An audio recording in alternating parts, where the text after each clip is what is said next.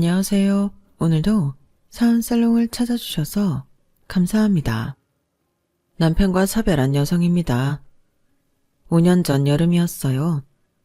남편이 짐을 싸서 집을 나가겠다고 했던 거는요. 이유는 사랑하는 사람이 생겼으니 죽기 전에 한 번만 살아보고 싶다는 거였어요. 임신한 지 2달 만에 듣게 된 청천벽력 같은 소리였어요. 그 와중에도 가장 걱정이 됐던 건 뱃속의 아기였어요.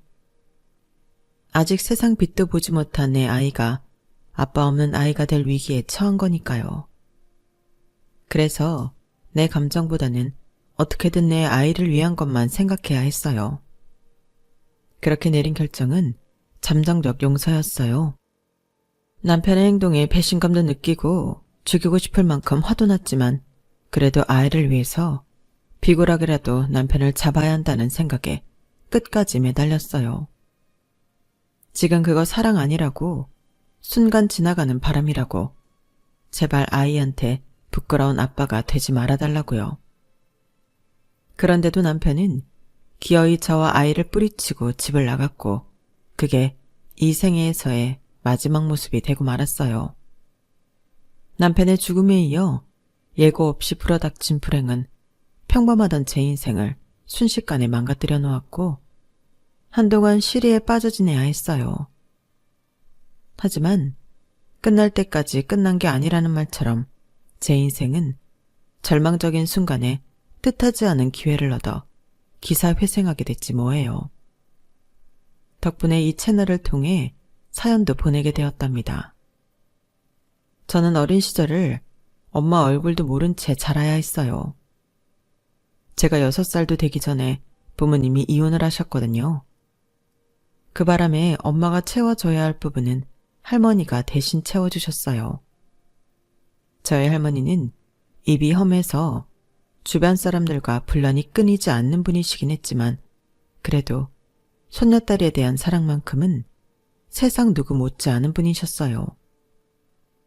말로는 늘 귀찮다고 하시면서도 저를 위한 거라면 그게 먹는 거든 입는 거든 가지고 노는 장난감 하나라도 늘 최고로 좋은 걸로 해주시려고 노력하셨거든요.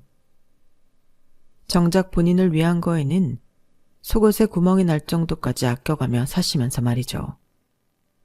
그런데 언젠가 고모가 그러시더라고요. 저희 엄마가 집을 나간 이유 중 반은 할머니 탓이라고요. 그 얘기를 듣고는 모르긴 해도 할머니 때문에 엄마가 시집살이를 모질게 하셨던 모양이다 생각했어요. 제 눈에 비친 할머니를 보면 그러고도 남을 뿐 같았거든요. 하지만 그게 아니었다는 걸 깨닫게 되는 사건이 벌어진 거예요. 제가 초등학교 5학년 때였는데 학교에서 돌아와 보니 현관에 처음 보는 구두가 놓여 있더라고요. 할머니 신발처럼 해지지도 않았고 고모가 신는 신발보다 훨씬 굽이 높고 가는 하이힐이라서 신기했던 기억이 나네요. 그런데 하이힐에 정신이 팔려있던 저를 깨운 목소리가 있었어요. 바로 하이힐 주인의 목소리였죠. 어머님, 저 세희 아빠랑 다시 잘해보고 싶어요. 세희한테도 할머니보다는 엄마 손이 더 필요하지 않겠어요? 어머니만 입 다물어 주시면 그 일랑 다시 시작할 수 있는데 왜 반대를 하시는 거예요? 니년이 지금 뚫린 입이라고 함부로 뱉어내는 거냐? 내 그동안 입 꾹 다물고 살았던 게 널 위한 건 줄 아냐? 그게 다 불쌍한 내 아들 무너질까봐. 그게 두려워서 그랬던 거야. 마누라가 20년 지기 지 친구놈이랑 바람나. 집 나간 거 알면 속여린 놈이 못 버틸 것 같아서 내 손으로 널 내쫓았다고 거짓말까지 한 거라고. 그런데 어떻게 뻔뻔한 낯짝을 들고 다시 이 집에 발을 들일 수가 있냐? 지 자식도 버리고 남자한테 미쳐 집 나간 년이 어디서 애미 노릇을 하겠다고 그러냐고.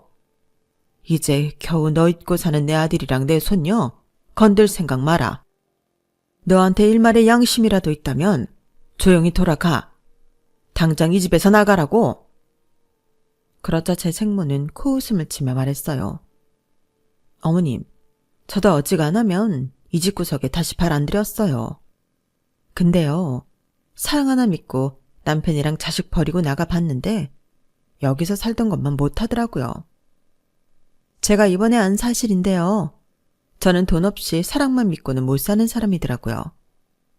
사랑이 밥 먹여주냐고들 하는데 제가 그 말을 실감하게 될 줄 누가 알았겠어요. 딱 2년 살고 나니까 질리더라고요. 지갑이 텅텅 비었는데 사랑 타령이 무슨 소용인가 싶은 게 오만정이 다 떨어지는 거 있죠. 그래서 헤어지고 다른 남자 만나 살게 됐는데 이후에 만난 놈들도 하나같이 똑같았어요.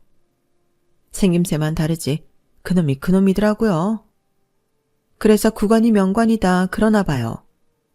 그래서 생각 끝에 내 발로 돌아가기 쪽팔리긴 하지만 그래도 세희 아빠랑 사는 게 맞지 않겠나 싶어서 돌아왔어요.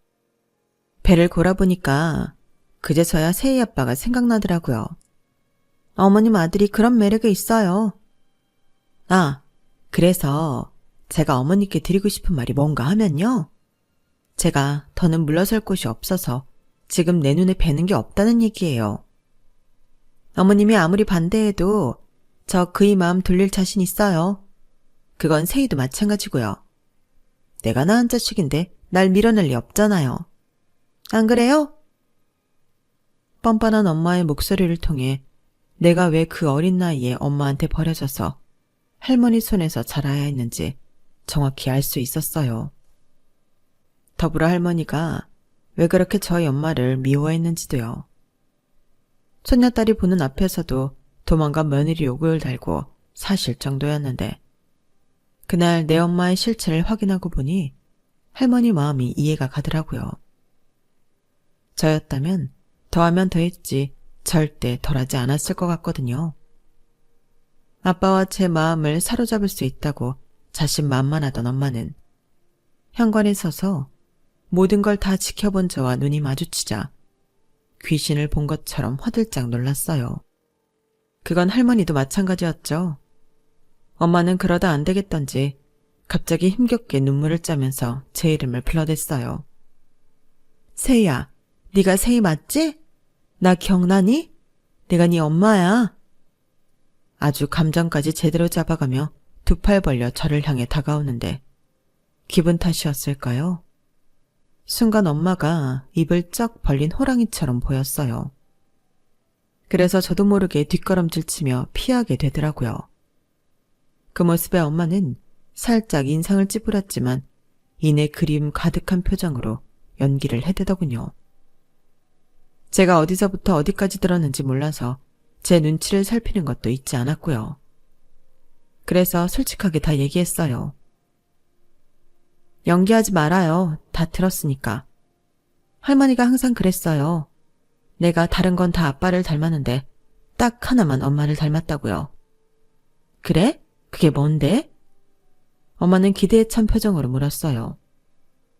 사람한테 정을 안 붙이는 거요. 오늘 엄마를 보니까 할머니 말이 맞는 것 같아요. 기억도 안 날 정도로 오랜만에 엄마를 만났는데 아무렇지도 않거든요. 할머니, 나 배고파. 떡볶이 해줘. 저는 그 말만 딸랑하곤 할머니께 가서 간식을 만들어달라고 졸랐어요. 그리고 떡볶이는 먹는 동안에도 엄마한테는 눈길 한번 건네지 않았죠. 퇴근 후 집에 돌아온 아빠는 엄마를 보고 화를 내기도 하고 눈물을 흘리기도 했지만 결국엔 엄마를 받아주지 않았어요. 그렇게 된 뒤에는 제가 아빠한테 했던 말이 결정적이었던 것 같아요. 제가 뭐라고 했느냐면요. 언제든 아빠랑 나를 버릴 수 있는 엄마는 필요하지 않다고 했어요. 어차피 아빠한테 돈 떨어지면 다른 남자 찾아 나갈 사람이라는 말도 덧붙였죠. 엄마는 이런 제 말을 듣고는 할머니가 애 앞에서 못할 할 말을 많이 한 탓이라며 이래서 더더욱 엄마 손이 필요한 거라고 했지만 아빠도 저도 그 말에 귀를 기울이지 않았어요. 저는 더 이상 엄마 없이 잠 못 자고 칭얼대는 5살짜리 어린애가 아니니까요. 게다가 한창 먹성이 오른 12살짜리 여자아이한테는 라면 물도 제대로 못 맞추는 엄마보다는 음식 솜씨 좋은 할머니가 더 필요한 사람이었어요. 그렇게 엄마는 자신이 호언장담했던 것과 달리 저희 가족 만장일치로 저희 집에서 쫓겨나고 말았어요. 그 후로 엄마는 연락이 없다가 제가 대학교 1학년 때 할머니가 돌아가시고 다시 집에 찾아오셨어요. 하지만 그때는 이미 아빠가 재혼을 한 뒤라서 자신보다 젊고 예쁜 새엄마를 보고는 그대로 발길을 돌리고 말았어요. 이후엔 연락이 없는 걸 보니 더는 아빠에 대한 미련을 버린 모양이에요. 주위를 보면 이혼 가정이 생각보다 흔하더라고요. 제 주변 친구들만 봐도 부모님이 이혼을 한 집이 꽤 되는 걸 보면 말이죠. 그래서 이혼 가정에서 자랐다는 것 때문에 어디 나가서 주눅이 들거나 스스로 상실감을 느껴본 적은 없어요. 그저 내 엄마처럼 살지 말아야겠다는 생각은 했지만요. 나를 사랑해준 사람을 배신하면 그 말로는 결코 해피엔딩이 될 수 없다는 걸 엄마를 통해 확실히 알았거든요. 그런데 엄마처럼 살지 않아도 인생의 해피엔딩은 쉽지 않더라고요. 저는 9년 연애한 남자와 결혼을 했어요. 남편은 저와 고등학교 동창으로 10대 때부터 함께 시간을 보냈어요. 남편이 군생활을 할 때는 곰신이 되어 남편을 기다렸고, 남편보다 먼저 취직했을 때는 대학생이던 남편을 대신해 데이트 비용도 부담하며 사회인 여친 노릇도 톡톡히 했어요. 큰 이변이 없는 한 우리가 결혼까지 이어질 거라는 생각이 있어서 그랬던 것 같아요.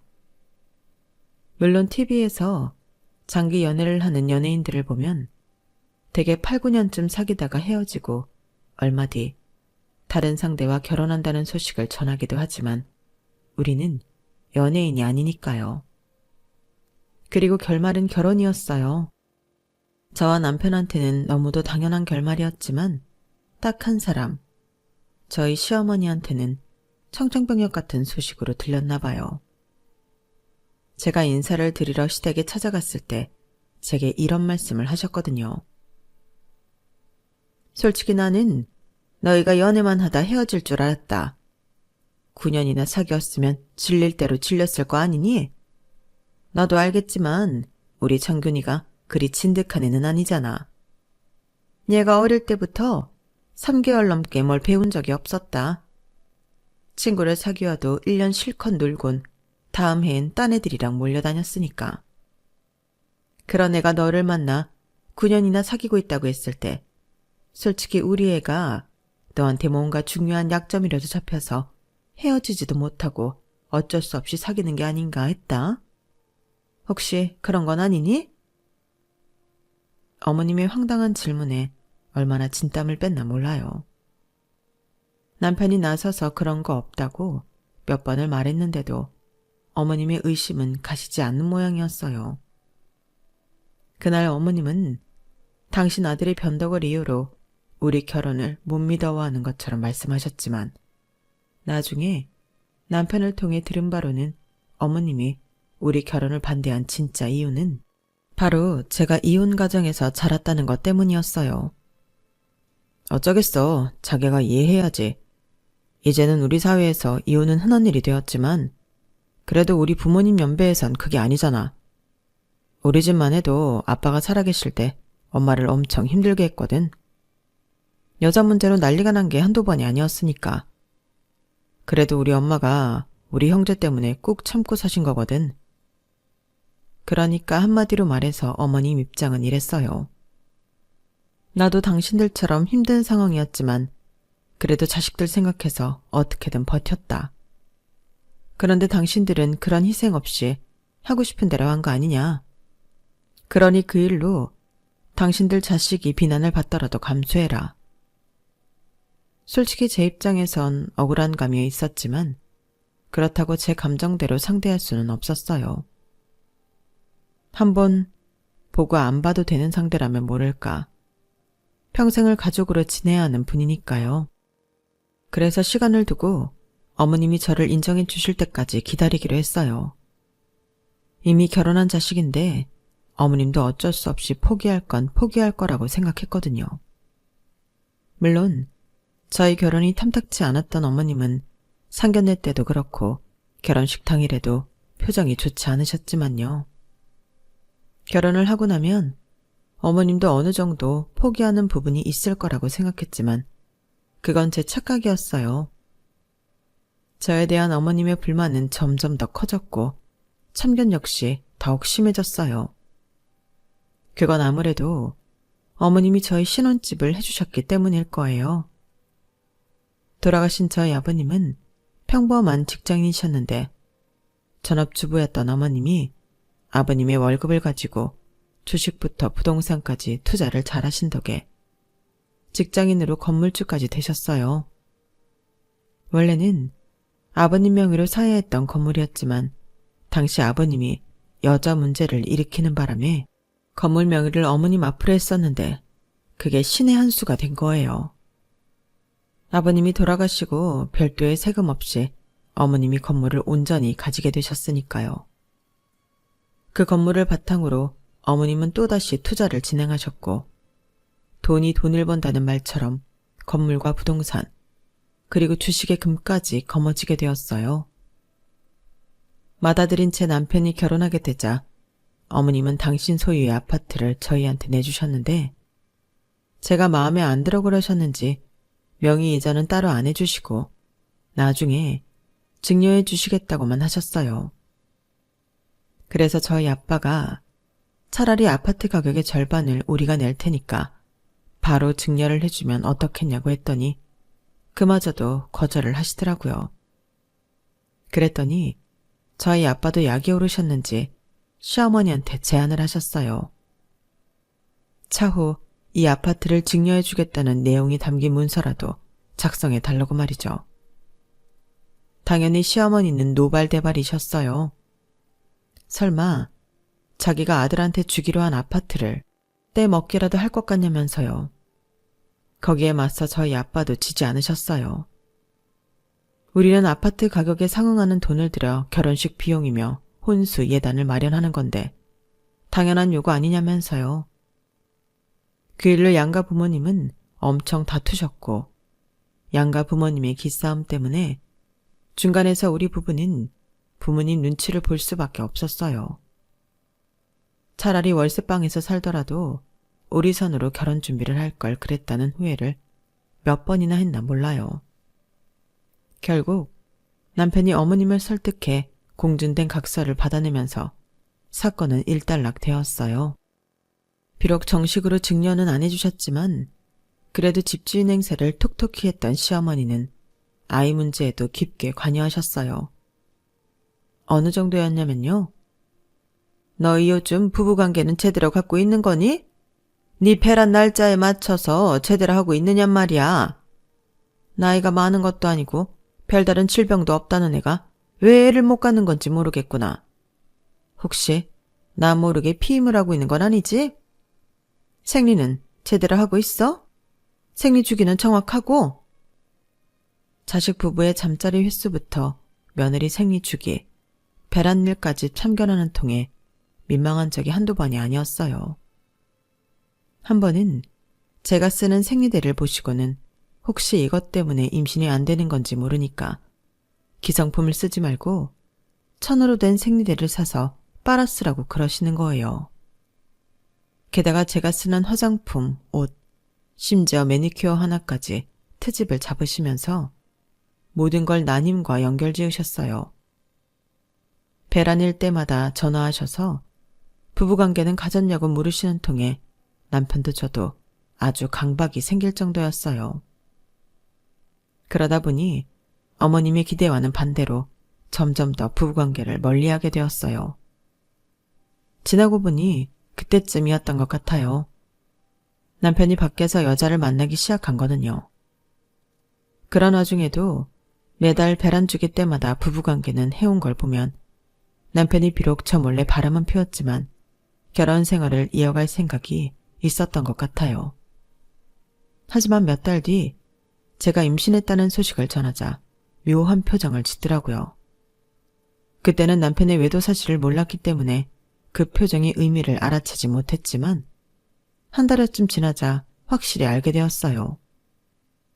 당시 남편이 만나던 여자는 직장 동료로 결혼까지 한 기혼자였는데 제 남편과 만나기 시작하면서 이혼까지 결심했던 모양이더라고요. 제가 임신을 했던 그때가 이혼 얘기가 막 나온 즈음이었던 거죠. 혹시 어떻게 될지 모르는 상황에 제 임신 사실을 들은 남편은 갈등이 됐을 거예요. 여자 쪽이 확실히 이혼을 한다면 자신도 결정을 내려야 했으니까요. 남편의 내연녀는 제가 임신한 지 2달이 됐을 때 이혼이 확정되었어요. 그래서 그날 남편이 제게 이혼 통보를 하고 집을 나가려고 했던 거였죠. 당신이 달라는 건 뭐든 다 줄게. 그러니까 나 좀 놔줘. 제발 부탁 좀 할게. 나 정윤이랑 살고 싶어. 단 하루를 살더라도 정윤이랑 살다 가고 싶다고. 당신 지금 제정신이야? 어떻게 내 앞에서 그런 소리를 당당하게 할 수 있어? 하루를 살더라도 그 여자랑 살겠다는 말을 어떻게 할 수 있냐고. 이렇게 쉽게 변할 거면 진작에 그랬어야지. 9년 동안 연애할 때도 당신 한눈 한 번 안 팔았잖아. 그래서 당신을 믿고 결혼까지 했던 건데 어떻게 이제 와서 이럴 수가 있냐고. 나도 내가 왜 이렇게 됐는지 모르겠어. 그런데 나 정말 정윤이는 못 놓겠는데 어떡해. 게다가 나 때문에 그 여자는 이혼까지 했다고. 여보, 내가 정말 평생 소원이야. 나 정윤이랑 살고 싶어. 제발 이혼 좀 해줘. 사탕 달라고 조르는 아이처럼 이혼을 해달라고 제 손을 잡고 사정을 하는 남편을 보니 이게 내가 아는 내 남편이 맞나 싶었어요. 연애 기간까지 해서 10년 넘게 함께 지내면서도 남편의 이런 모습은 본 적이 없었거든요. 하지만 그렇다고 해서 순순히 남편 요구에 따라줄 수는 없었어요. 그랬다가는 뱃속의 아이가 아빠 없는 아이가 될 테니까요. 한쪽 부모의 부재로 인해 고통받는 건 저 하나로도 족하다는 생각을 해요. 저는 그래도 할머니가 엄마 자리를 대신해 주셨지만 우리 아이는 그 누구도 아빠 노릇을 대신해 줄 수 없었거든요. 그래서 내키지는 않았지만 무릎까지 꿇고 남편한테 빌었어요. 자기야, 내가 이렇게 빌게. 그 여자랑 연애를 하겠다면 말리지 않을 거야. 만나. 당신이 원하는 만큼 만나. 대신 이혼은 안 돼. 우리 아이를 아빠 없는 애로 만들 수는 없어. 그게 어떤 건지 누구보다 내가 잘 아는데 어떻게 내 아이한테 그 길을 가게 해? 그러니까 연애만 해. 결혼 말고 연애만 하라고. 여자로서 자존심을 버리고 내가 마음이 떠난 남편을 붙잡으려 노력했지만 남편은 끝내 제 손을 뿌리치고 말았어요. 하지만 집도 차도 다 제게 주겠다면서 캐리어에 짐을 싸들고 나간 남편은 30분도 안 돼서 싸늘한 주검으로 변해버렸어요. 택시를 타려고 대로변으로 나가다가 달려오는 뺑소니 음주 차량에 치여 세상을 떠나고 말았거든요. 경찰을 통해 남편의 부고를 전해 들은 저는 어이가 없어서 헛웃음이 나왔어요. 그러자 경찰이 저를 이상한 눈빛으로 보더라고요. 제 남편 내연녀랑 살아보겠다고 뱃속에 아이까지 버리고 집을 나가던 참이었거든요. 그 여자랑 살아보는 게 평생 소원이라더니 그 소원 결국 못 이루게 됐네요. 멍청한 인간. 내가 가지 말라고 그렇게 말렸는데 기어이 나가더니 이게 무슨 개죽음이야. 결국 주저앉아 울음을 터뜨리자 경찰은 그제야 안타까운 표정으로 저를 위로해 주었어요. 산모가 힘들어하면 뱃속의 아이도 힘들다며 아이를 생각해서라도 힘을 내시라고 그러더군요. 일명씩도 없던 경찰도 제게 이렇게 따뜻한 위로를 건넸지만 정작 가족이라고 했던 시어머니는 그와는 정반대로 행동했어요. 장례식장에서 저를 보자마자 머리채를 잡더니 욕설을 퍼부으셨거든요. 네 년이 내 아들을 죽인 거야. 너 아니었으면 내 아들 안 죽었어. 마음 떠났다는 애 곱게 보내줄 것이지. 네가 톡을 쓰고 내 아들을 붙잡는 바람에 이렇게 된 거라고. 살려내. 내 아들 살려내. 어머님, 이러지 마세요. 어머님만큼이나 저도 힘들고 가슴이 무너진다고요. 저 지금 제정신으로 서 있는 거 아니에요. 뱃속의 아이 생각해서 이를 악물고 참고 버티는 거라고요. 그러니까 제발 조용히 장례 치르게 해주세요. 네가 무슨 자격으로 장례를 치러? 내 아들이 너 싫다고 나간 거잖아. 그런데 죽어서까지 치 떨리게 네 꼴을 봐야겠니? 나가. 당장 여기서 나가라고. 어디서 그런 힘이 난 건지 어머님은 저를 바닥에 내던졌어요. 그 바람에 저는 배를 움켜쥐고 바닥에 굴렀고 그렇게 정신을 잃고 말았어요. 눈을 떠보니 아빠와 새엄마가 제 곁을 지키고 계시더라고요. 그런데 걱정 가득한 얼굴로 저를 내려다보시는 두 분 표정이 뭔가를 감추고 있는 것처럼 보였어요. 순간 저도 모르게 무의식적으로 손이 배로 가더라고요. 나한테 무슨 문제가 생겼다면 그건 아이한테도 영향이 있을 거라고 생각했거든요. 아빠, 나 뭐 잘못된 거야? 혹시 우리 아기한테도 이상 생긴 건 아니지? 그러자 아빠는 잠시 뜸을 들이시더니 제 손을 잡고 말씀하셨어요. 세희야, 실은 말이야. 뱃속의 아기가 말이야. 인연이 아니었다고 생각하자. 제가 넘어지면서 벽에 부딪히면서 충격을 크게 받은 탓이었는지 아니면 극심한 스트레스 때문이었는지 그것도 아니면 두 가지 전부 문제였는지는 모르겠지만 그 일로 저는 유산을 하고 말았어요. 유산 사실을 전해 듣자 그제야 비로소 그동안 참고 있던 울분이 터져나왔어요. 누구보다 기다렸던 임신이었는데 환영받지 못하는 신세로 전락해 결국엔 세상 빛도 못 보고 사라져버렸다는 사실이 가슴이 찢어지는 것처럼 아팠거든요. 사실 저로서는 남편의 죽음보다도 뱃속 아이의 죽음이 더 크게 느껴졌어요. 그런 내 마음도 모르고 아빠랑 새엄마는 차라리 잘된 일일지도 모른다며 이렇게 된 거 모든 걸 다 잊고 새 출발하라고 하시더군요. 그러면서도 이번 일은 그냥 넘어갈 수 없다고 하셨어요. 임신한 며느리의 머리채를 잡고 바닥에 밀쳐서 유산까지 시켰으니 시어머니가 그 행동에 대한 합당한 처벌을 받을 수 있게 하겠다고 말이에요. 다만 자식을 잃은 사람한테 바로 법적 처벌을 가하는 건 너무 가혹하니까 사식구제가 끝난 뒤에 변호사와 함께 찾아가 보겠다고 하셨어요. 당시엔 너무 지치고 힘이 들어서 아빠 마음대로 하시라고 해버렸어요. 하루아침에 나를 둘러싸고 있던 모든 걸 잃어버린 기분이라서 아무것도 신경 쓰고 싶지 않았거든요. 그런데 저희 아빠가 제 시어머니를 배려한 것과 달리 시어머니는 장례가 끝나자마자 득달같이 저를 찾아와 칼을 뽑아 드시더라고요. 내 아들도 죽은 마당에 네가 이 집에 있어야 할 이유가 있겠니? 알다시피 이 집은 내 명의의 집이니까 당장 짐 빼서 나가줬으면 한다. 내 아들 물건은 두고 네 집만 빼서 나가. 이번 주말까지 기한을 줄 테니까 월요일에 내가 여기 왔을 땐 네가 안 보였으면 한다. 어머님, 그렇게는 못하겠어요. 어디까지나 이 집은 저희한테 어머님이 주시기로 한 집이니까요. 그래, 그러라고 했지. 그런데 내 아들이 갑자기 세상을 떠나버렸잖니? 게다가 죽기 전에 너랑 헤어질 생각까지 했었고 말이다. 그러니 더더욱 너한테는 이 집을 줄 이유가 없어진 거지. 그렇게 알고 집 비워라. 마치 집주인이 불법 정거한 세입자를 내쫓듯 어머님은 제게 일방적인 퇴거 통보를 하셨어요. 당장 갈 곳이 없어진 저는 아빠한테 연락해 한동안 친정에서 지내도 되겠냐고 말씀드렸어요. 그랬더니 전후 사정을 들으신 아빠가 그 집에서 나오지 말고 버티라고 그러시지 뭐예요. 나머지는 아빠가 알아서 해주시겠다고요. 아빠가 꺼내든 카드는 다름 아닌 공증각서였어요. 결혼 후 많은 일들이 일어나서 제가 잊고 있었는데 우리 부부가 결혼하던 때 아빠가 시어머니한테 받았던 신혼집 증여각서가 있었더라고요.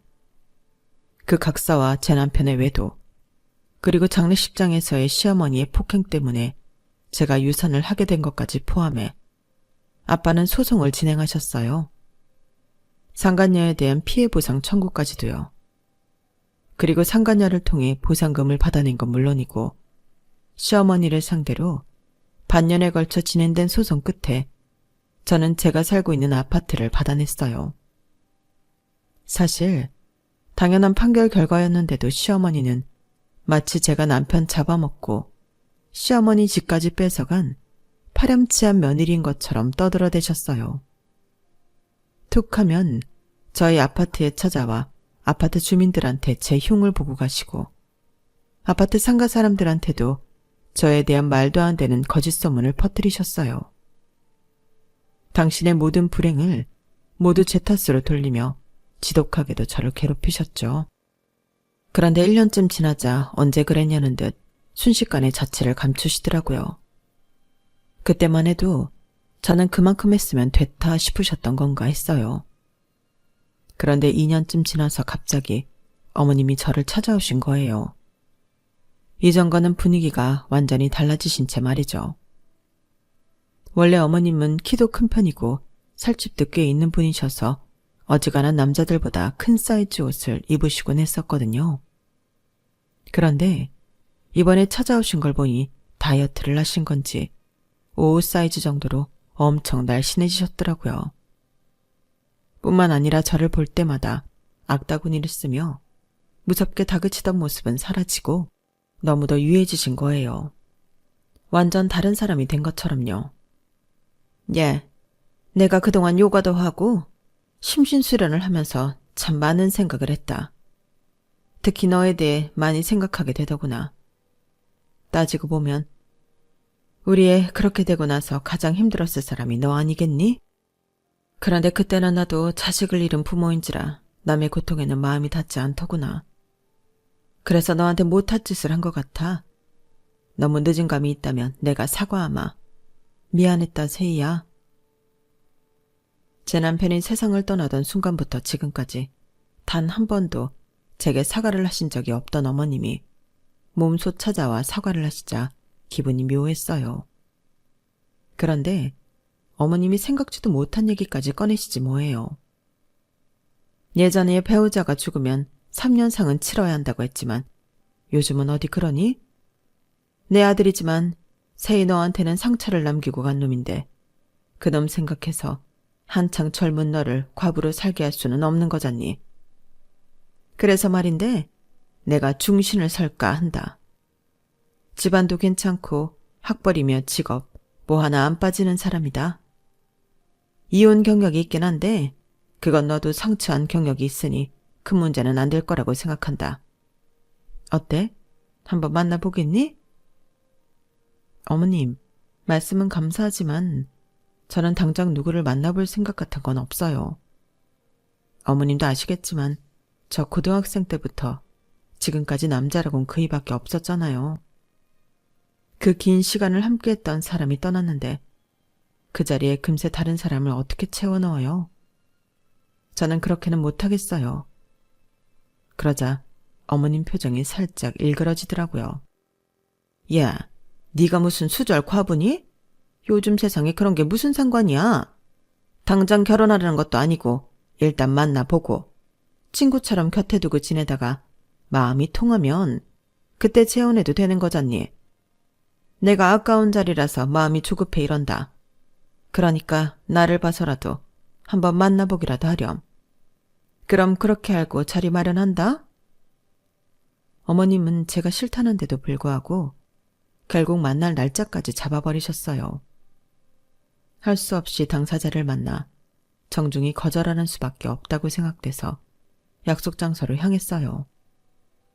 만나보니 사람이 괜찮긴 하더라고요. 하지만 그렇다고 제 마음이 흔들릴 정도는 아니었어요. 그래서 상대한테 정중히 제 뜻을 전하고 자리에서 일어나려는데 갑자기 누가 제 뺨을 짝 소리나게 때리지 뭐예요. 돌아보니 어머님이 씩씩거리며 서 계시더라고요. 어머님, 지금 뭐 하시는 거예요? 그걸 몰라서 묻냐? 말로 해서 안 들어 처먹는 년 때려서라도 가르치려고 그런다. 못된 년 같으니라고. 내가 그렇게 부탁을 했으면 만나는 신용이라도 해야 할 거 아니야. 감히 거절을 해? 누구 맘대로.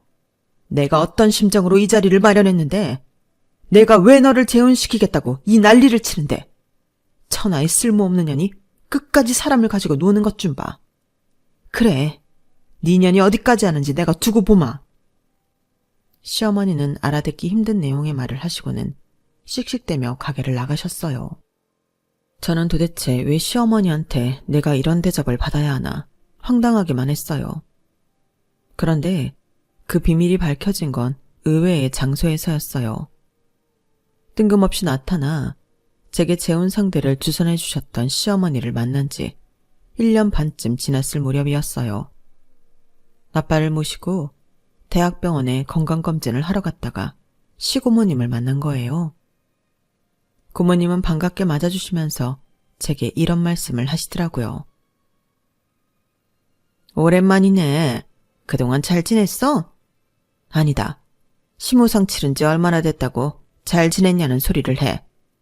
내가 정신이 없어서 그래. 이해 좀 해줘. 시무상이라뇨? 그게 무슨 말씀이세요? 어머, 무슨 소리긴? 조카 며느리 시어머니 장례식을 말하는 거지. 뭐야? 설마 안 간 거야? 세상에. 아무리 먼저 간 남편이 미워도 그렇지 시어머니 장례식에 안 간 건 좀 그렇다. 장균이 대신 시어머니 유산 받았을 거 아니야. 뭐야? 모르는 거야? 아니면 모르는 척 하는 거야? 어머머, 정말 몰랐나 보네. 세상에. 조카 며느리, 지금부터 내가 하는 말 잘 들어. 시고모님은 그동안 제가 몰랐던 사실을 전해주시면서 제가 어떻게 처신해야 하는지 방법까지도 일러주셨어요. 이렇게까지 저를 위해 자세한 말씀을 해주신 건 저를 위해서라기보다는 저희 시어머니에 대한 일종의 복수나 다름없었어요. 고모님은 저희 시할머니께서 돌아가셨을 때 저희 어머님하고 유산 때문에 소송전을 벌이셨는데 그때 앙금이 남아서 이를 박박 갈고 계셨거든요. 그러니까 한마디로 그거네. 자기가 암투병 중인 것도 숨기고 기를 쓰고 며느리 재혼시키려고 그랬던 게 대습상속인 자격 박탈하려고 그런 거야. 대습상속인이라뇨? 부모보다 아들이 먼저 세상을 뜨면 며느리가 아들 몫의 유산을 받을 수 있는 거. 대습상속인 자격으로 말이야. 올케가 정규리 못의 유산을 조카 며느리한테 주기 싫어서 일부러 남자 붙여서 재혼시키려고 했던 거라고. 재혼하면 그 자격이 상실되니까. 아, 자기는 그 자격으로 우리 엄마 쌈짓돈까지 털어가 놓곤 자기 며느리한텐 그렇게 야박하게 구냐? 죽은 사람 두고 이런 말하기 뭐하지만 하여간에 못돼 처먹었다니까. 암튼 늦기 전에 변호사 선임해서 일 처리하라고. 올케가 다른 건 몰라도 돈 불리는 재주 하나는 최고잖아. 멀쩡히 잘 사는 며느리 찾아와 재혼하라며 들쑤시고 간 이유가 당신 유산 남겨주기 싫어서라는 말을 들으니까 없던 무력이 솟아나더군요. 어머님이 이렇게까지 저를 미워하시는데 제가 그 기대에 부응 안 해드리면 안 될 것 같았거든요. 그래서 당장 변호사 선임해서 제 몫에 어머님 유산을 찾아왔어요. 온전히 자기들 몫으로 떨어질 줄 알고 있던 시동생 내외는 똥 씹은 표정을 하며 막말을 해댔지만 앞으로 계속 보고 살 사람들도 아닌데 뭐 어떠냐 싶더군요. 그래서 양쪽 귀 딱 닫고 제 돈만 깔끔하게 챙겼습니다. 그리고 그렇게 받은 유산은 앞으로 평생 일 안 하고도 펑펑 쓰고 살 정도나 되더라고요.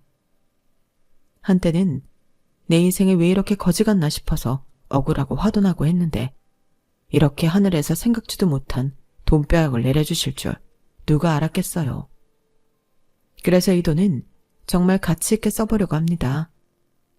원래 내 돈이 아니었던 만큼 나 혼자 움켜쥐고 쓰기보다는 함께 나눠서 쓸 생각이에요. 아직 정확히 어디에 쓰겠다고 정하지는 않았지만 몇 가지 생각하고 있는 곳은 있어요. 혼자 아이와 함께 살아가야 하는 한부모 가정도 돕고 싶고 사랑하는 사람을 잃고 마음의 병을 얻은 사람들을 위해서도 쓰고 싶어요. 그 밖에도 여러 곳이 있는데 천천히 시간을 두고 정리해 나갈 생각입니다. 그래야 하늘에서 시어머니도 덜 배 아파하실 것 같거든요. 지금까지 제 사연을 들어주셔서 감사합니다. 항상 건강하시고 모두들 부자 되세요. 여러분, 사연 댓글에 응원과 현명한 조언 부탁드려요. 좋아요와 구독은 저에게 큰 힘이 됩니다. 오늘도 좋은 일 가득하세요.